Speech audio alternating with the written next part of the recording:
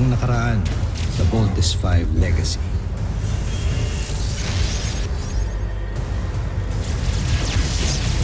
Magtungo na sa mga sasakyan!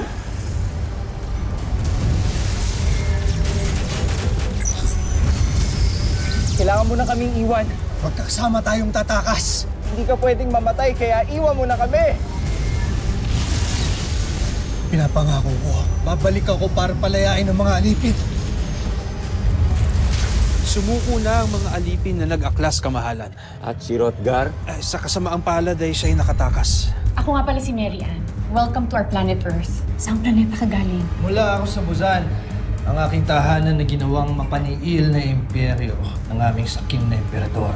Meron silang ambisyon na sakupin ang buong kalawakan, kasama na rin ang planeta ninyo. Napansin ko na mahina ang inyong mga armas. Wala kayong laban sa Buzania. Kaya't panahon na para bumuo tayo ng isang matibay na depensa na tutulong sa inyo.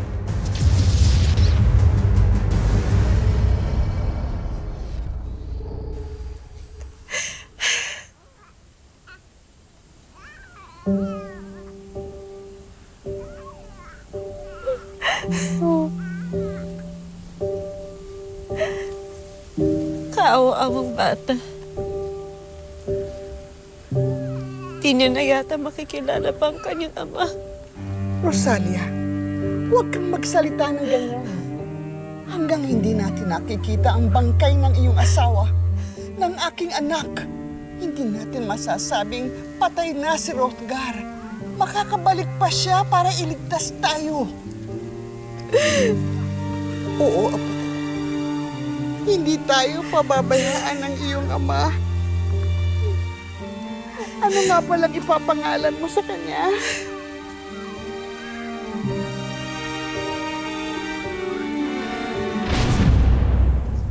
Masaya ka ba?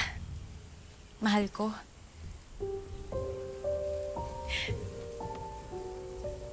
Mas masaya ako na makapaglilingkod ako sa Buzan.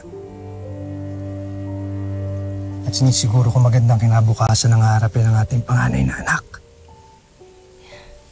Ang susunod na emperador ng Buzan. Emperador na agad? Maaga pang aking pagbubuntis. Paano ka na kasi sigurong lalaki ang magiging anak natin? Sigurado ako. At pinaghandaan ko na ito.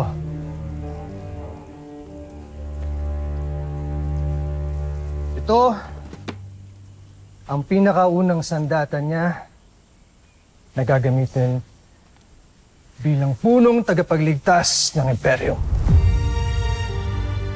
Isang punyal na sasagisag ng ating pamilya.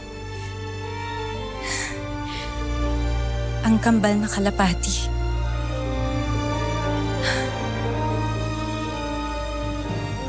Kay gandang regalo to para sa ating magiging anak.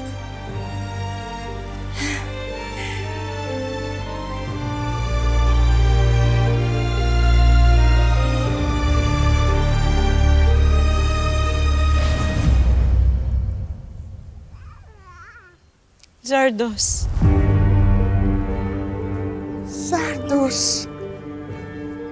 Zardos ang ibig sabihin ay malakas. Bagay na bagay sa kanya ang pangalan. Sapagkat ang batang ito ang magiging lakas nating dalawa. Di ba, apo ko?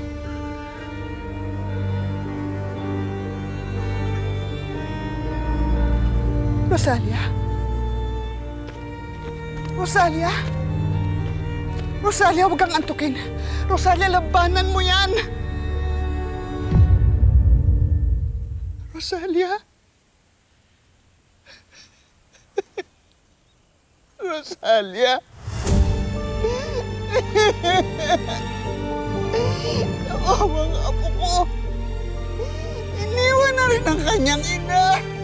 Rosalia!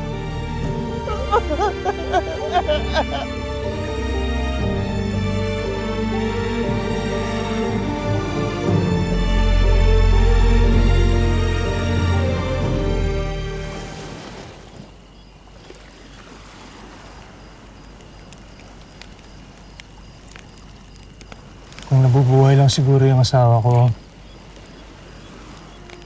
nanganak na siya ngayon. May iwalat na siguro kami. I'm sorry. Wala ka nang magagawa kundi magsimula ulit. Buuin ulit yung sarili mo. Kalimutan yung masakit mong nakaraan. Tama ka. Patay na si Hrothgar. Ibang nilalang na ako.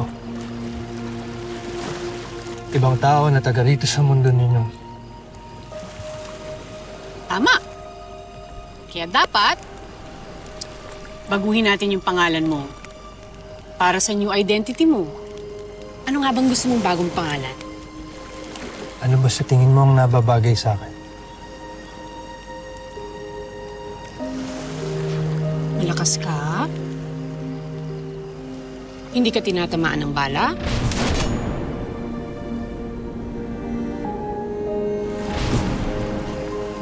Nakasurvive ka at nakarating ka dito sa planeta namin.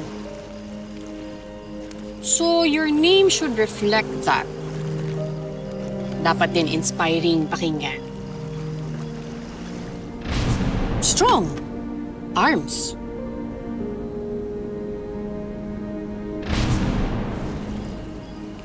Armstrong. Tama. Ned Armstrong. Ned Armstrong. Pangalan ng namatay kong ama ang Ned. Pasensya ka na kung ipapagamit ko sa'yo, pero kung ayaw mo... Gusto ko.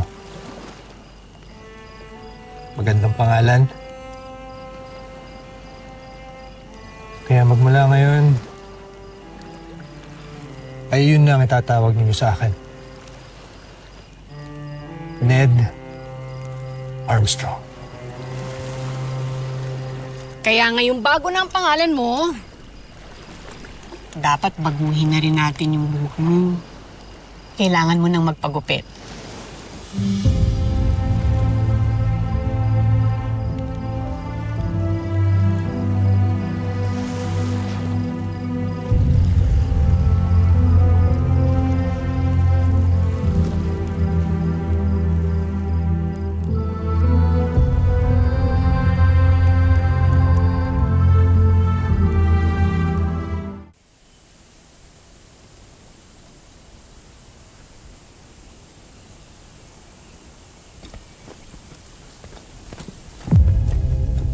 Gusto kong makita ang aking pamangkin. Ano ang kanyang pangalan? Zardos. Zardos, ang anak ng kanyang amang traidor. Ikaw ang tunay na traidor! Baka nakalimutan mong pumapatol ako sa matanda! Ina, kunin mo ang bata. Hindi. Hindi maaari. Huwag niyong gawin ito. Huwag niyong kunin sa akin ang apo ko. Nakikiusap ako. Utang na loob. Huwag. Fadsa, huwag ka mag-alala. Hindi ako papayag na mauulila ka sa kanya.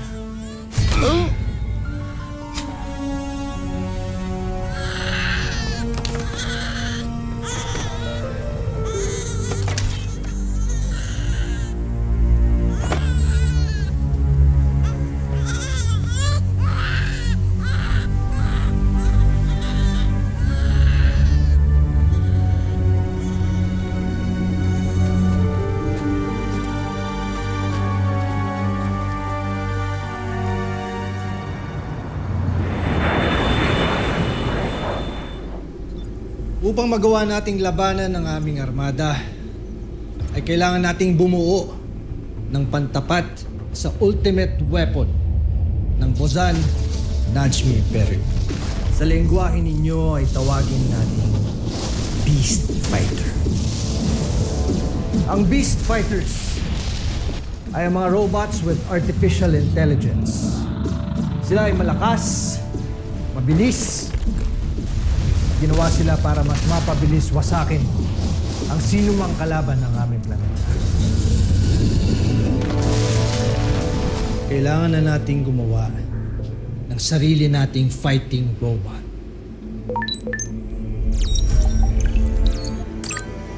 With what technology? Ned is a top scientist in Busan, and he knows the technology behind the beast fighters. With our help, he can engineer our own version of the beast fighters. And where do you plan to build this robot? An island would be ideal. Isang isla kung saan gagawa tayo ng kampo. At doon natin iti-test at ide-develop ang mga gagawin natin panlaban sa mga Bosaians. And I know a perfect place. Lieutenant?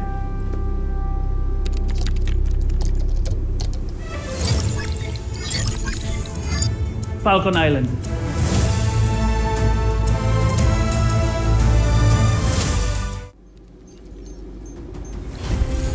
Ito ang ating magiging technical plans para sa ating ultra-electromagnetic Volt-in fighting machine.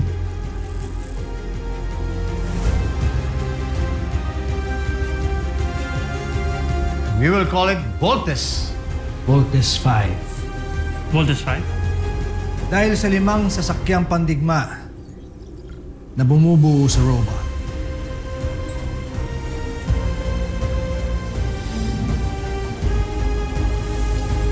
Limang sasakyan nito na kapag ka nag-combine o nag-volt-in ay makakabuo ng isang malaking fighting robot na siyang magliligtas sa planetang Earth.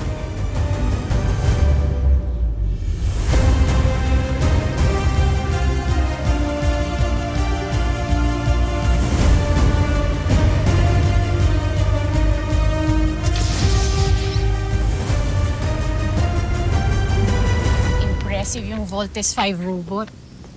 Ang galing ng idea mo. Inspired kasi ako sa'yo.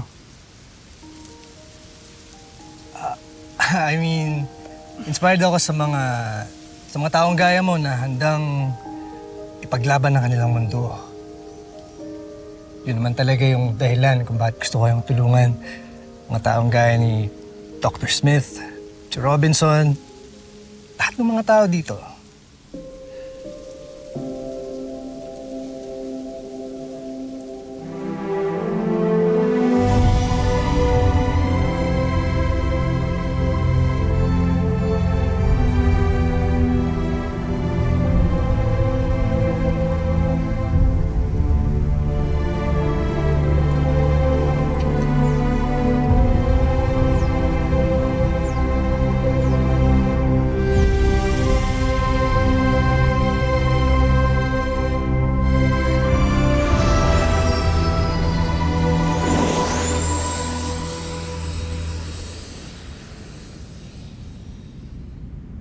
Anong ipapangalan natin sa anak natin, mahal?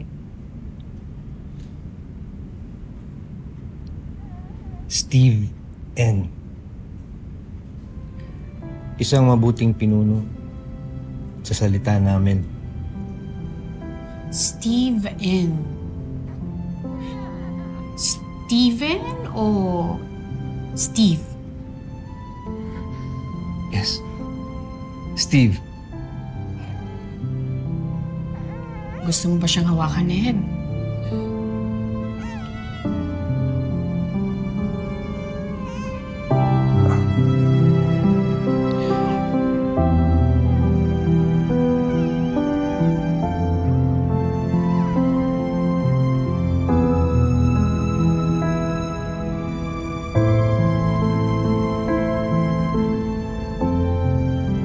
Steve, ipinapangako ko sa inyo ng mama mo na walang mangyayaring masama sa inyo.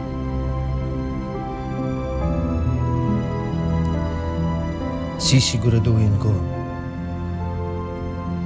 na hindi mangyayari sa inyo yung sinapit ng mga mahal ko noon.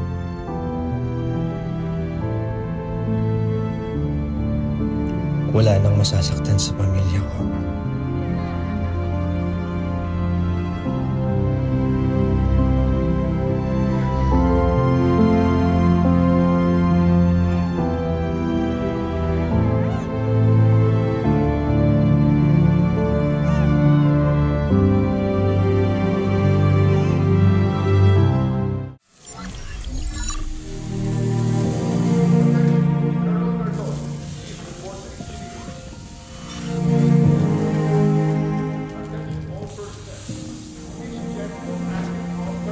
Mama, ano ba yung ginagawa nila?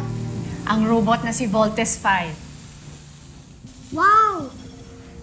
Kuya, tignan mo, ang taas niya. Oo nga. Lieutenant Sumera, nakita niyo ba si Dr. Armstrong? Kasama niya si Dr. Smith at si Colonel Robinson. Sige, salamat. Halika na mga anak.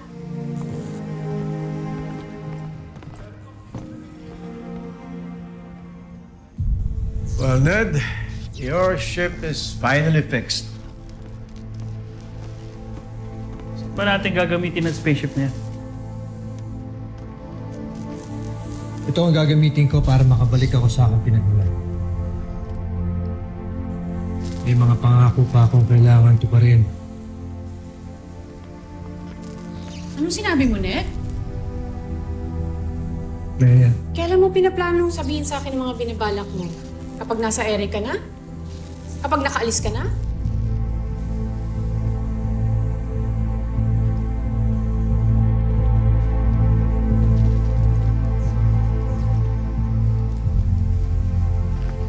Apa, aalis ka po? Iwan mo pa kami? Saan ka po pupunta, Papa? Papa, huwag ka pong aalis. Huwag mo kaming iiwan ni Mama.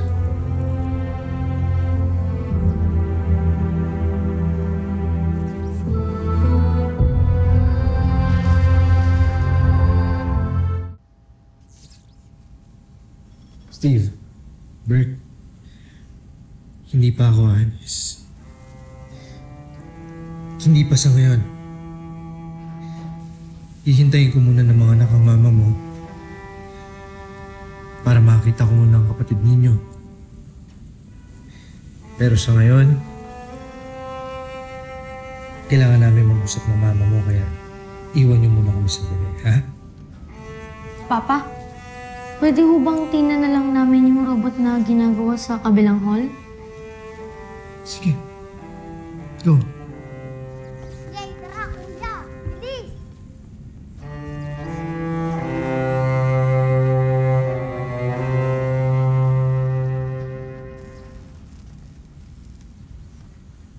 I'm sorry, Marianne. Pero kailangan ko talagang balikan ng mga kasama ko. Inaalala ko ang mga alipin na hanggang ngayon ay kinigipit at pinahihirapan. Ano ang planet Earth? Ginagawa na ang lahat ng defense systems na. Inaayos na rin ang mga safeguards. Magkausap na kami ni Richard at ni Oscar. Paano kami ng mga anak mo? Marianne, mahal kita. Mahal ko kayo ng mga anak ko. Babalik ako.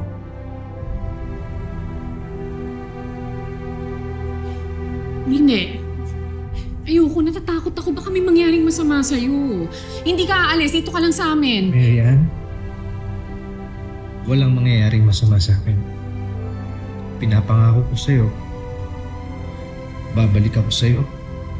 Sa mga anak natin, magiging buo tayo ulit. Ayoko na tuloy mga anak. Kasi aalis ka na.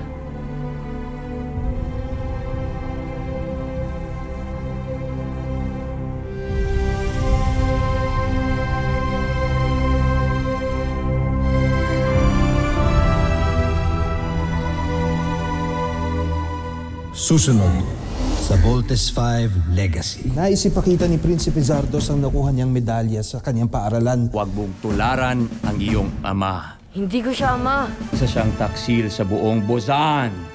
Mahal kita, Marilyn. Mahal ko kayo ng mga anak natin. Kaya bitawan mo yan! Bitawan mo! Kayo ang may initiative maging part ng EDM special program. May isang armas at niyatago ang Camp Big Falcon. Nandyan siya. Handa na ba kayong makita ito? Sir! Yes, sir! I would like to introduce to you Voltes 5